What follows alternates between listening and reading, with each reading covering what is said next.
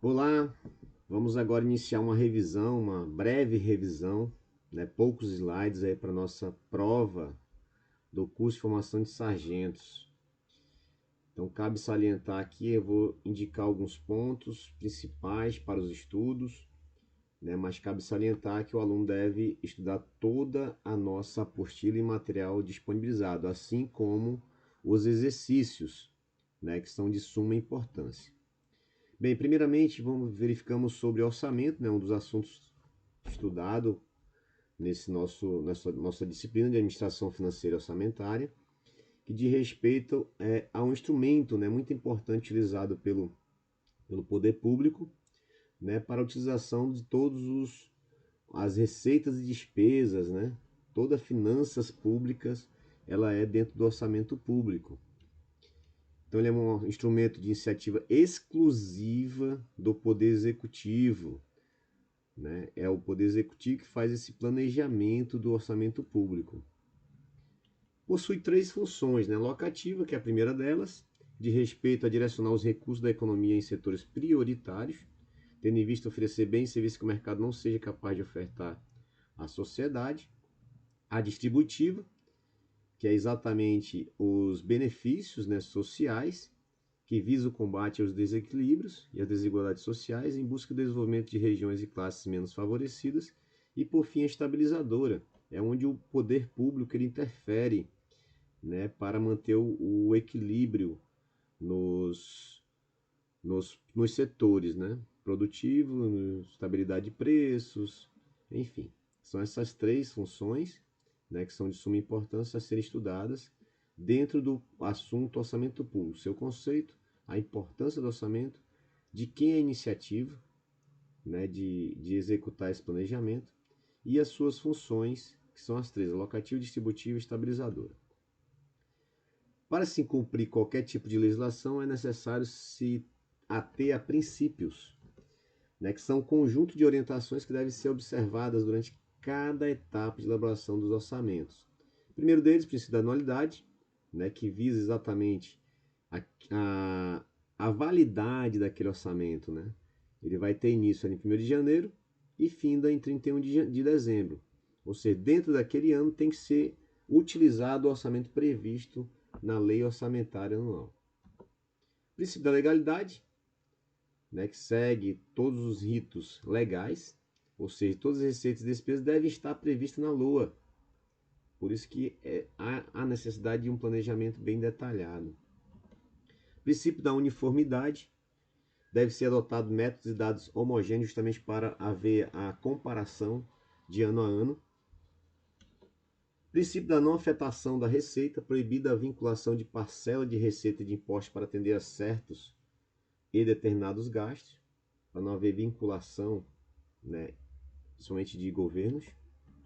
Princípio do equilíbrio, despesas devem ser compatíveis com as receitas do ano, ou seja, eu tenho que verificar a previsão de receita, aí sim eu faço, né, a verificação de todas as despesas necessárias para atender às funções do orçamento. Princípio da publicidade, então todos devemos ser fiscais e temos que ter acesso às informações, pois somos contribuintes. Princípio do orçamento bruto, deve ser exposto os valores brutos das despesas e receitas, ou seja, faça uma expectativa, uma verificação de mercado e coloca uma porcentagem a mais, justamente para não faltar dinheiro para aquela despesa que foi prevista. Então, faço uma simulação, né, um pouco a mais do que previsto, para poder incluir no orçamento. Então, dentro da LOA, PPA, deve haver lá o bruto, né, não o líquido. O princípio da exclusividade, deve conter apenas a fixação das despesas e a previsão de receitas, ou seja, exclusivo. A lei orçamentária é exclusiva somente para fixar despesas e a previsão de receitas.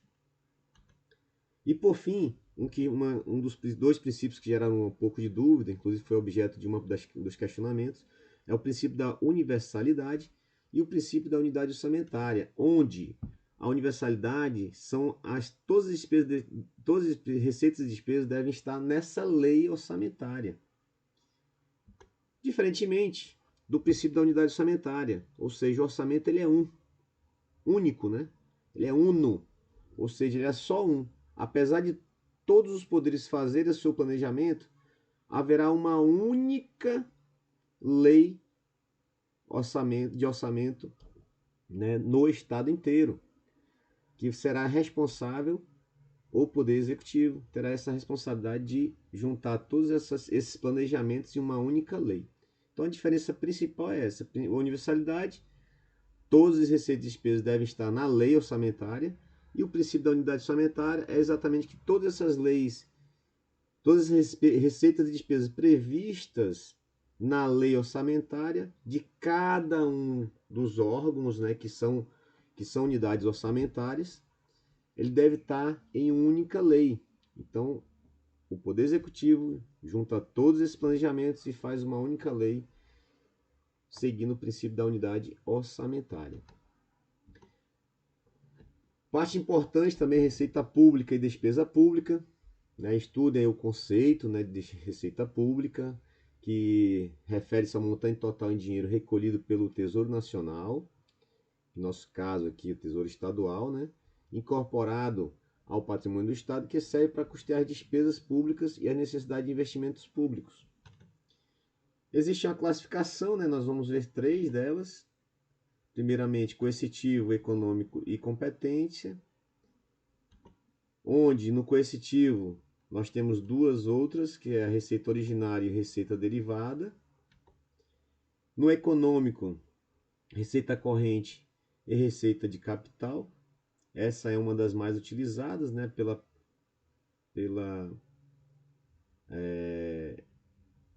a CEFIN, né, que é onde você faz a arrecadação estatal.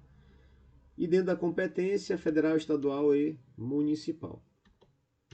Despesa pública, também é importante verificar o conceito dela, né, que é a aplicação do dinheiro arrecadado por meio de impostos ou outras fontes para custar os serviços públicos prestados à sociedade ou para a realização de investimentos. Para a execução da despesa pública, nós temos 3 estágios. O primeiro deles, o empenho, segundo, liquidação e, por fim, o pagamento. Então, para eu realizar a despesa pública, eu tenho que seguir esses 3 estágios obrigatoriamente. Primeiramente, o empenho, segundo, a liquidação e, por fim, o pagamento. O que é o empenho? O empenho é a etapa em que o governo reserva o dinheiro que será pago quando o bem for entregue ou o serviço concluído. Isso ajuda o governo a organizar os gastos pelas diferentes áreas do governo, evitando que se gaste mais do que foi planejado. Então, eu tenho uma despesa, um exemplo, né? Eu vou executar uma obra. Então, faço toda a parte licitatória e tal, teve um ganhador, faço toda a parte burocrática, houve lá a assinatura do contrato. Após a assinatura do contrato, eu pego parte do orçamento previsto na despesa de capital, que é o caso da, da obra pública, né, que é um investimento, realizo aquele empenho. Então, aquele dinheiro lá, X, para aquela obra, está reservado, certo? Essa é a parte do empenho. Eu não posso ainda fazer o pagamento, só vou fazer o pagamento após a liquidação, ou seja, a entrega daquele bem. No caso da obra, tem etapas, né? Tem um cronograma de tempo de obra, né? Então, cada momento ali executado aquela parte da obra, eu faço liquidou, entregou X, entregou o primeiro piso. Está previsto lá no cronograma. E após a liquidação tem a parte, né, da fiscalização. Os fiscais dão ok, foi entregue conforme havia no contrato.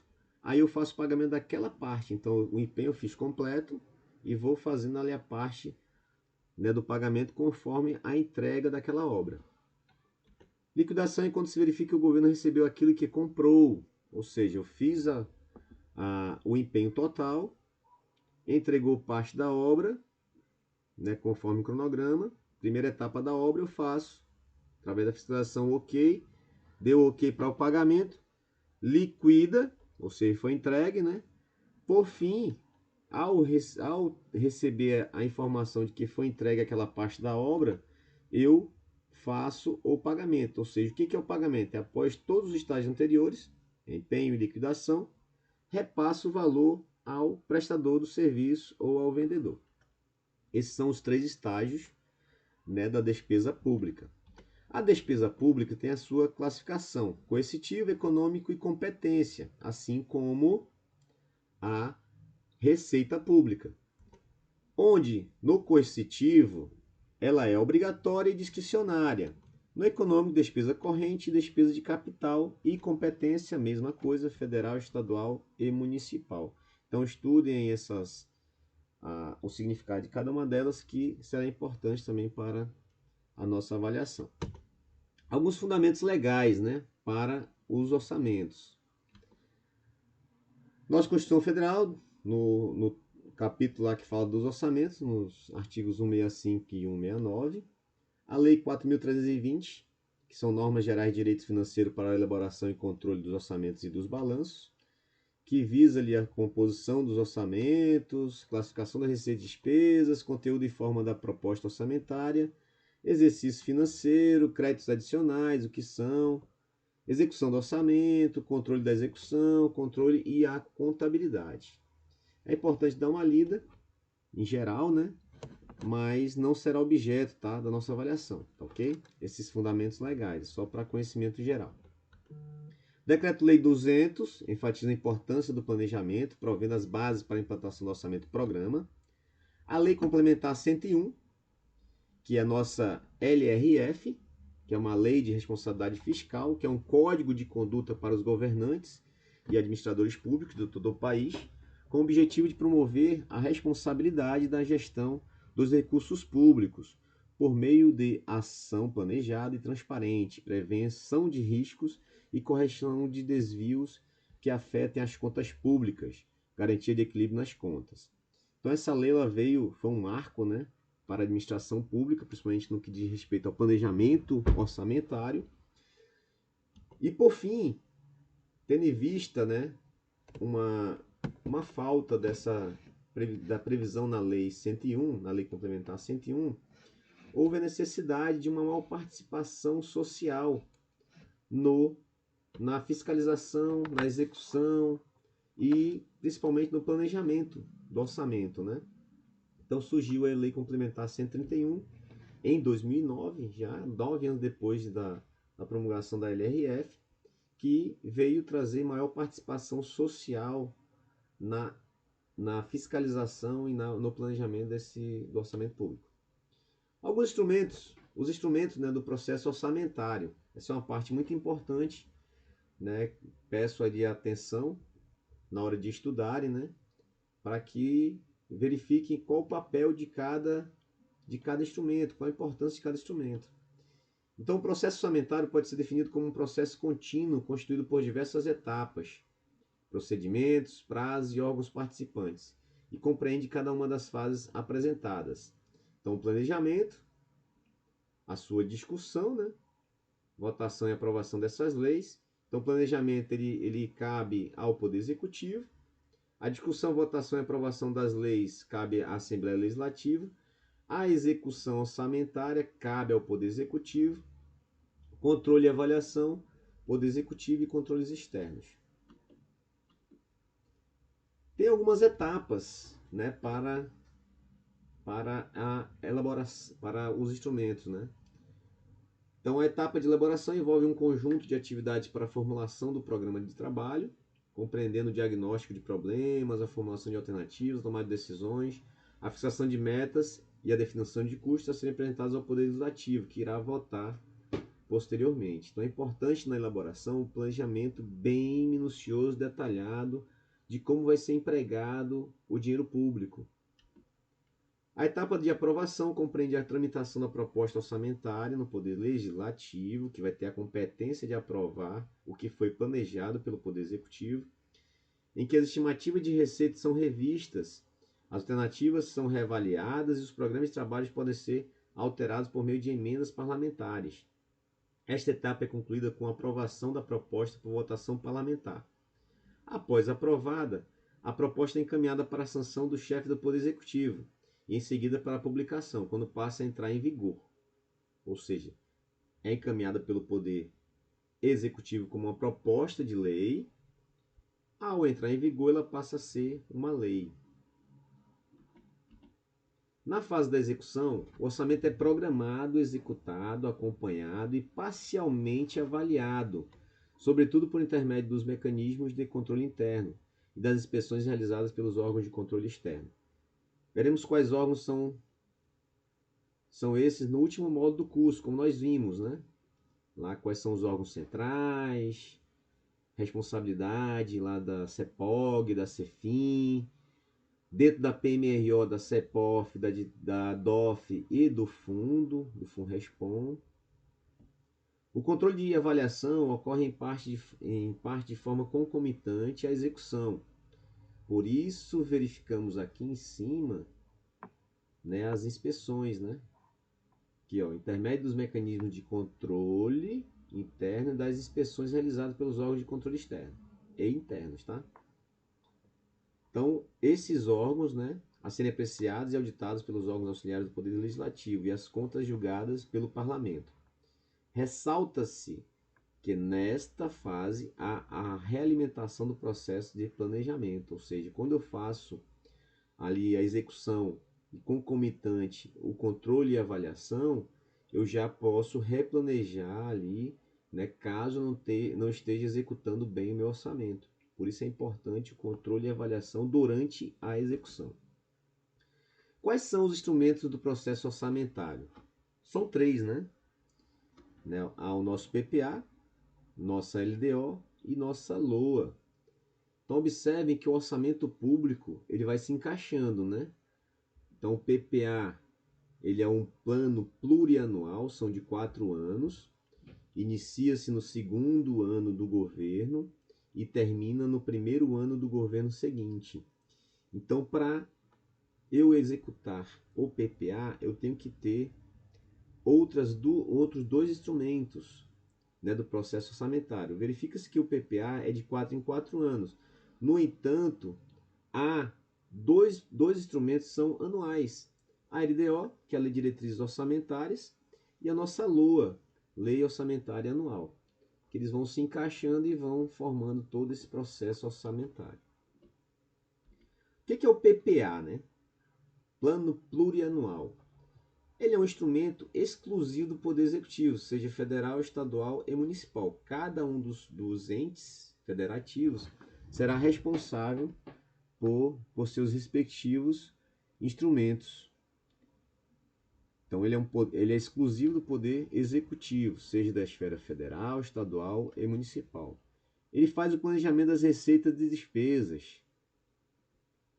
Ele é encaminhado do Executivo para o Legislativo até dia 31 de agosto. Então, atentem para esta data. 31 de agosto é o prazo limite para o Poder Executivo encaminhar para o Legislativo para que este faça, né, a aprovação.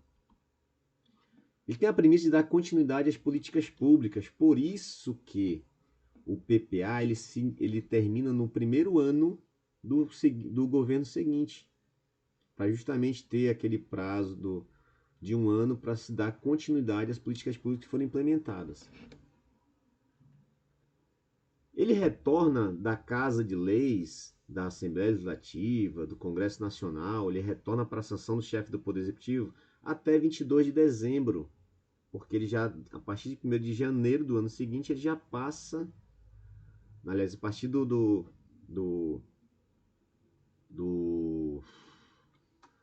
segundo ano, né, ele já passa a valer ali para o próximo ano, né, que é o segundo ano do governo. O novo governo executa o último ano do PPA do anterior, inicia o planejamento do PPA para os próximos 4 anos, como a gente já citou anteriormente. O segundo instrumento, né, que ele é um elo de ligação, né, ele faz uma ligação entre PPA e LOA, é a nossa LDO, é a Lei de Diretrizes Orçamentárias. Então, é um instrumento legal que estabelece critérios para elaboração e execução dos orçamentos públicos. Essa lei é elaborada anualmente e deve ser compatível com o PPA. Ou seja, verifique que está no PPA e faço, né, a compatibilização com este instrumento, PPA. A PLDO, né, que é, ou seja, quando o executivo encaminha para a Assembleia ou para o Congresso, ele encaminha como um projeto de lei. Então ele vai com PLDO ele deve ser encaminhado até 15 de abril e deve ser devolvido pela Assembleia para o Poder Executivo para sanção do chefe do Poder Executivo até 17 de julho. A LDO compreenderá as metas e prioridades da administração pública federal, estadual e municipal, incluindo as despesas de capital para o exercício financeiro subsequente. E ainda, orientará a elaboração da LOA, alterações na legislação tributária e estabelecerá a política de aplicação das agências financeiras oficiais de fomento. O importante, né, disso, observem que ela vai orientar a elaboração da lei orçamentária anual. Se eu quero fazer uma previsão na LOA, que ela é posterior à LDO, eu tenho que descrever essas metas e prioridades na LDO. Por exemplo, se eu quero dar aumento para alguma classe do serviço público, dos servidores públicos, eu tenho que fazer a previsão na LDO.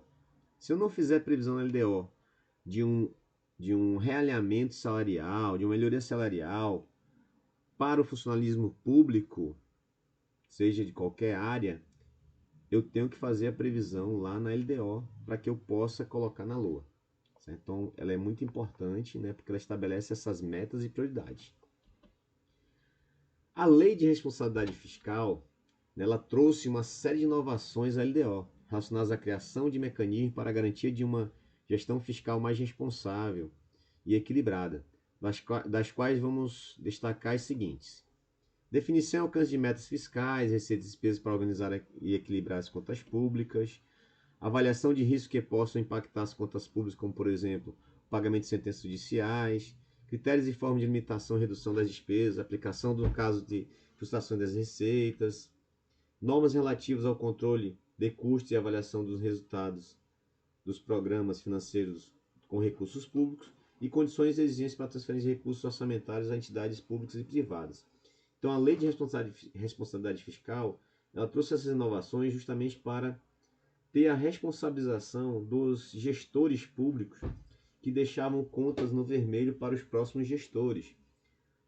Por exemplo, um governador dava aumento para o servidor público no seu último ano de governo para que fosse iniciado o pagamento do ano seguinte. Certo? Ou seja, deixava toda a despesa para o governo posterior. Então, a lei ela veio trazer esses mecanismos, né, para responsabilizar os gestores que fizessem qualquer tipo de improbidade. O papel da LDO é estabelecer a ligação entre o PPA e LOA, então é importante estar alinhado, né, com o PPA, e na LOA tem que estar previstas as metas e prioridades na LDO, para poder ser executado. Outro instrumento, né, que será nosso último instrumento do processo orçamentário, é a nossa LOA, Lei Orçamentária Anual. Sempre em consonância com a LDO, o Executivo elabora e encaminha um documento com a proposta orçamentária para o próximo exercício financeiro, contendo as receitas e despesas públicas, que é a PLDO, que é o projeto de lei. O Executivo encaminha até dia 31 de agosto para a Assembleia. A LOA, após discutida e aprovada, entrará em vigor no ano seguinte e passa a ser lei. A LOA é um instrumento legal que estima as receitas, faz uma estimativa de receitas, quanto que vai ser arrecadado pelo Estado naquele ano seguinte, e fixa as despesas para o período de um ano. Ou seja, eu faço a previsão de quanto que eu vou arrecadar em receitas no ano de 2023. E já fixo as despesas para aquele ano de 2023. Devem ser compatíveis com as diretrizes estabelecidas na LDO e com os objetivos e metas definidos no PPA. A LOA também deve viabilizar o alcance dos resultados pretendidos pelas políticas públicas do governo. A LOA, a Lei Orçamentária Anual da União, é composta por 3 esferas orçamentárias. Quando se fala União, fala os 3 entes, tá? Federal, estadual e municipal, tá? Aqui acabou saindo na digitação a União, mas é os 3 entes federativos, né? O federal, o estadual e municipal. Então, quais são essas esferas orçamentárias? Né? Orçamento da Seguridade Social, orçamento de investimento das empresas e orçamento fiscal. Importante dar uma lida também aqui essas três esferas orçamentárias, que também pode ser objeto aí da nossa avaliação. Atentar para os prazos dos instrumentos do processo orçamentário, né? Quanto à elaboração, qual o prazo do PPA, da LDO e da LOA. Então, o PPA até 31 do 8, né, de agosto, LDO 15 do 4, 15 de abril, e da LOA coincide ali com o PPA. Só que da LOA e LDO é anual. O PPA é no primeiro mandato, primeiro ano do mandato. E quais são as responsabilidades de cada um? Nesse caso, a elaboração dos instrumentos é todo do executivo. Observem. A discussão, votação, né? E então a Assembleia ela tem a competência, a obrigatoriedade de discutir e votar o PPA que foi encaminhado dia 31 de agosto. Ela tem a necessidade, a obrigatoriedade de votar e retornar aquela PELOA que foi encaminhada até 22 do 12 para o Poder Executivo, a LDO até dia 17 do 7 e a LOA até 22 do 12. E ambos os instrumentos, a responsabilidade de discutir e votar e aprovar é do Poder Executivo. A execução, né, atentar para os prazos dos instrumentos do processo orçamentário, no que diz respeito à execução, né, de qual o prazo, né, e quais são os responsáveis. Né, observamos que o planejamento todo, a obrigatoriedade de fazer o PPA, a LDO e a LOA, que são únicos para o Estado inteiro, é do Poder Executivo, mas na execução dos instrumentos, ela já entra os poderes, certo? Então, não somente o Poder Executivo, que já entra o Judiciário, o Legislativo, o Ministério Público, Tribunal de Contas, todos que são unidades gestoras, unidades orçamentárias, são responsáveis pela execução, certo? No planejamento, aqui em cima no planejamento, na elaboração e planejamento, a responsabilidade do Poder Executivo. No entanto, ele é o responsável por colocar num instrumento único, num único PPA para o Estado inteiro, numa única LDO para o Estado inteiro, na única LOA do Estado inteiro. Mas ambos os poderes, ambos os órgãos que são unidades orçamentárias gestoras, eles fazem os seus e encaminham para o Poder Executivo, que centraliza e faz um único para o Estado inteiro. Restos a pagar. Bem, quanto ao restos a pagar, né, são conhecidos também como resíduos passivos, são despesas empenhadas no ano orçamentário, naquele ano financeiro, mas não pagas dentro daquele exercício. Ou seja, terminou o ano, dia 31 de dezembro, que é segundo o princípio da anualidade, né, aquele orçamento ele vai até 31 de dezembro do ano. Então eu não consegui pagar aquela despesa. Então aquele empenho, então, aquele valor, né, empenhado, ele vai ser inscrito em restos a pagar, seja ele processados ou não processados.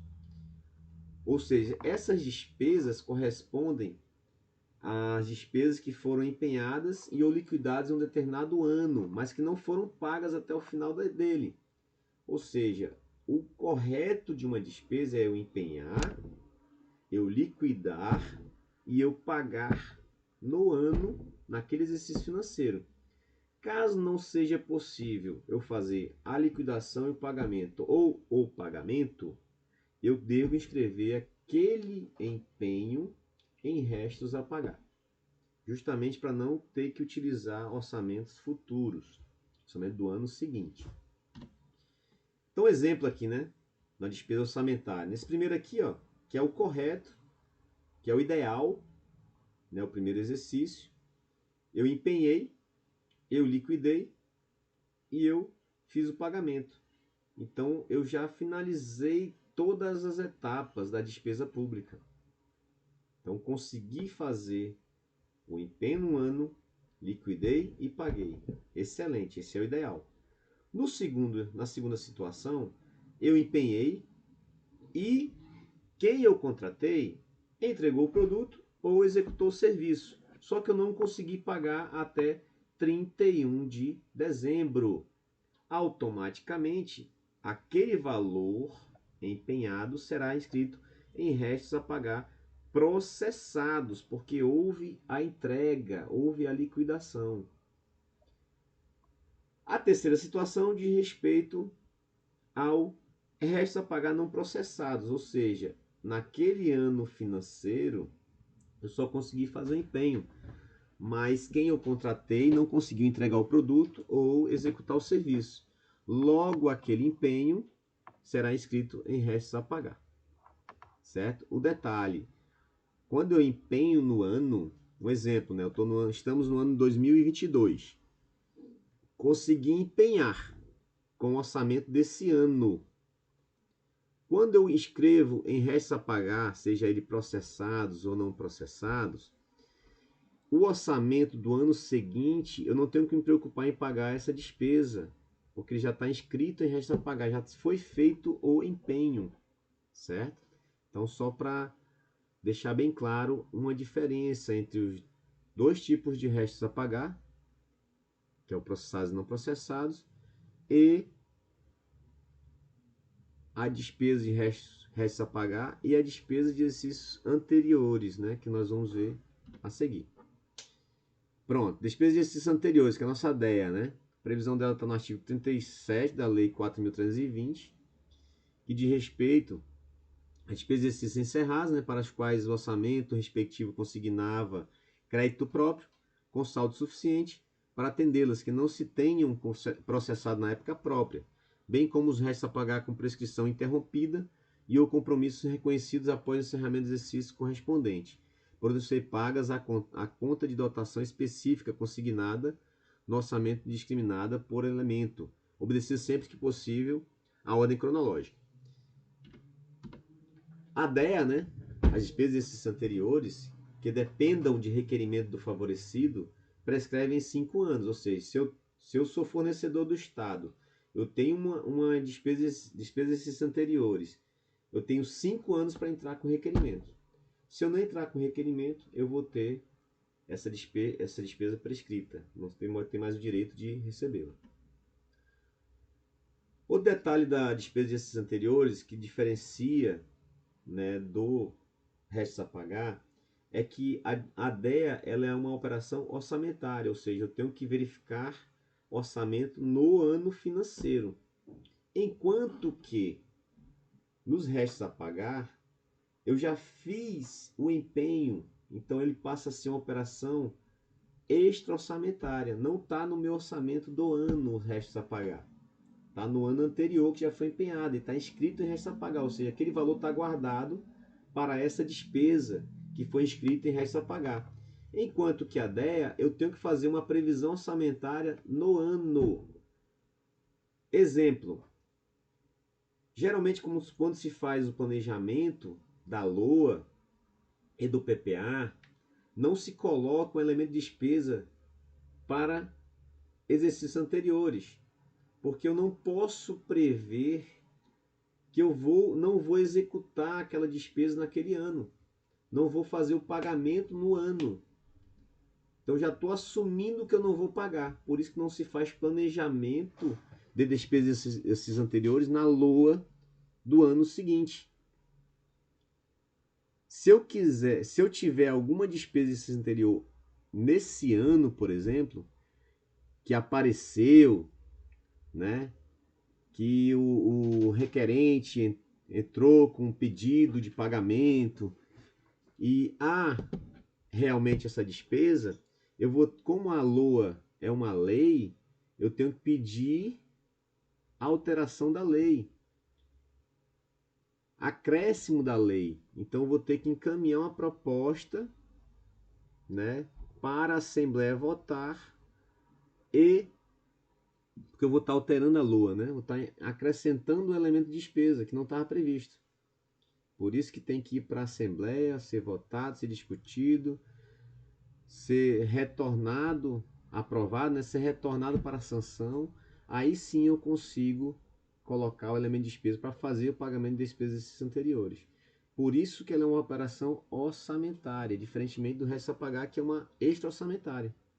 Então tem e outro detalhe, toda despesa de exercícios anteriores tem um rito, né? Um rito para ser feito o pagamento.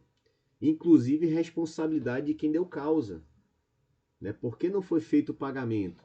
Então, paralelo ao processo de pagamento de despesas de exercícios anteriores, há um processo de apuração de responsabilidade do funcionário, do servidor que deu causa a essa despesa de exercícios anteriores. Um exemplo, né? Outro detalhe de despesas de exercícios anteriores é que eu consigo fazer pagamentos de diárias de exercícios anteriores, através de despesas de exercícios anteriores. Eu não posso inscrever diárias e suprimento de fundos em restos a pagar. Se eu tenho algum desses, está acabando o ano lá, 30 de dezembro, eu tenho alguma despesa a serem processadas que diz respeito a diárias e ou suprimento de fundos, eles devem ser cancelados esse empenho, porque eu não posso inscrever em restos a pagar. Tenho que reconhecer a dívida, fazer um processo de reconhecimento de dívida, e essa dívida vai ser uma despesa de exercícios anteriores, para diárias e para suprimento de fundos, caso tenha passado, não tenha sido feito o pagamento no ano anterior. Então, exemplo aqui, né? Policial militar que foi para uma missão na Flona Bom Futuro no ano de 2021 e não recebeu as respectivas indenizações com diárias naquele ano, 2021.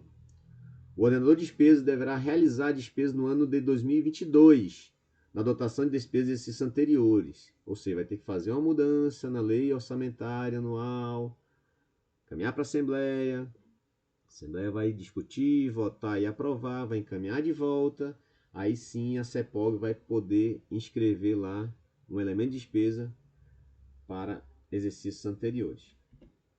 Sistema Estadual de Administração Financeira e Orçamentária. Então, a nossa administração pública em nosso estado está organizada e estruturada conforme a Lei Complementar 965, de 2017, onde prevê que o órgão central do Sistema Operacional de Planejamento, Orçamento e Gestão no âmbito do estado de Rondônia é a Secretaria de Estado de Planejamento, Orçamento e Gestão, CEPOG. O órgão central do Sistema Operacional de Finanças é a CEFIN, que é a Secretaria de Estado de Finanças, e o órgão central do Sistema Operacional de Defesa e Segurança, no âmbito do nosso estado, é a SESDEC. Cabe esclarecer que todas as unidades gestoras que possuem orçamento, os seus respectivos dirigentes são chamados de ordenadores de despesas, ODEs. No nosso caso, o nosso comandante-geral, ele é OD duplo, né? Ele tem a nossa PMRO, um orçamento para nossas despesas e investimentos, previsto ali na UO 15005, que é a PMRO, e o fundo, nosso Funrespon, que é a 15015. Portanto, nós temos dois fundos, dois orçamentos distintos, né? Um previsto para despesas e um pouco para investimentos, e o fundo ele é para investimentos, né, e reaparelhamento aí na nossa Polícia Militar. Ou seja, nosso comandante-geral é ordenador de despesa de 2 unidades orçamentárias. A operacionalização de toda a parte orçamentária e financeira da unidade orçamentária 15005, que é a Polícia Militar, é de responsabilidade da CEPOF, conforme previsão legal no nosso decreto, nossa LOB, né? Nossa LOB, nosso Regulamento Geral. A CEPOF é o órgão de assessoria do Comando para Planejamento, Coordenação, Fiscalização e Controle das Atividades Financeiras, Orçamentárias, Logísticas e Patrimonial da Polícia Militar. Então, dentro da CEPOF, nós temos a DOF, a DAO, que trata de Logística e Patrimônio, a DOF Financeira Orçamentária, assim como o nosso fundo, também está previsto ali no ser de responsabilidade, né, da CEPOF. A execução orçamentária e financeira das unidades orçamentárias 1505 e 15015 serão de responsabilidade da DOF e do Departamento de Modernização e Reparamento, que é representado pelo nosso fundo, que o fundo ele é o 15015 e a PM é a 15005. O importante salientarmos aqui que o fundo ele tem uma lei própria, né? Ele não faz parte ali do nosso organograma, ele tem uma lei própria.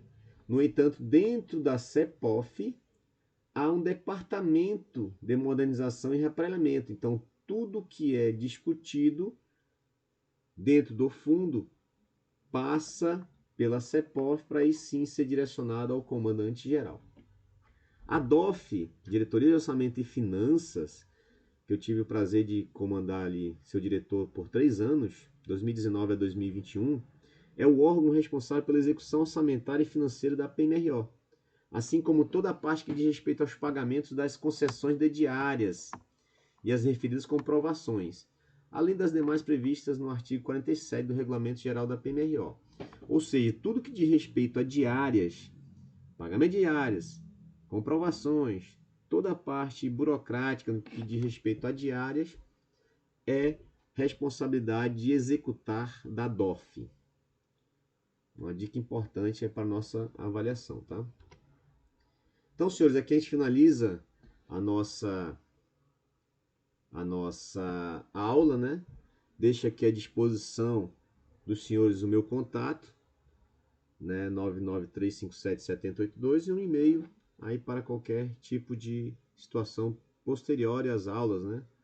Caso tenha necessidade. Então, ok, muito obrigado. Aqui a gente vai finalizando a nossa aula de revisão para a nossa avaliação.